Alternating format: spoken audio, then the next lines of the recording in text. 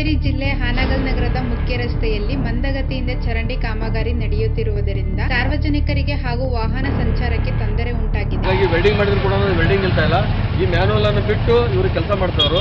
ರಾತ್ರಿ ಸಾರ್ವಜನಿಕರು ಬಂದು ಇಲ್ಲಿ ಬೀಳೋದು ಹೇಳೋದು ಸಾವಿರ ಗುಂಡಿಗಳಾಗಿ ಈ ಒಂದು. ಅದಲ್ಲದೆ ಕುಡಿಯುವ ನೀರಿನ ಪೈಪ್ಲೈನ್ ಒಡೆದು ಚರಂಡಿ ನೀರು ಒಡೆದಿರುವ ಪೈಪ್ಲೈನ್ ಮುಖಾಂತರ ಕುಡಿಯುವ ನೀರಿಗೆ ಬೆರೆತು ಕಲುಷಿತವಾಗಿದೆ ಎಂದು ಸಾರ್ವಜನಿಕರು ಆರೋಪಿಸಿದ್ದಾರೆ.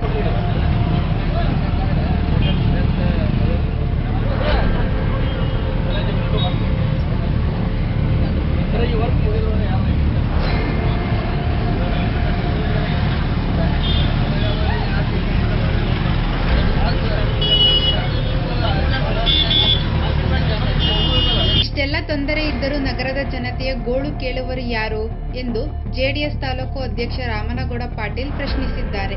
ವರದಿ ಮಯೂರ್ ರಾಯ್ಕರ್, ಹಾನಗಲ್ ಶ್ರೀ ಟಿವಿ ನ್ಯೂಸ್. ಹಾನಗಲ್ ತಾಲೂಕಿನ ಸಮಸ್ತ ಜನತೆಗೆ ನನ್ನದೊಂದು ಮನವಿ.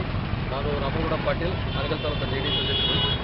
ಹಾನಗಲ್ ತಾಲೂಕಿನ ಹಳೆ ಬಸ್ ಸ್ಟ್ಯಾಂಡಲ್ಲಿರ್ತಕ್ಕಂಥ ಪುರಸಭೆ ಆಫೀಸಿನ ಎದುರಿಗೆ ಈ ರೋಡಿನ ಅಗಲೀಕರಣ ಸಂಬಂಧ ಚರಂಡಿಗಳನ್ನು ದುರಸ್ತಿ ಮಾಡ್ತಕ್ಕಂಥ ಕೆಲಸ ಮಾಡ್ತಿದ್ದಾರೆ.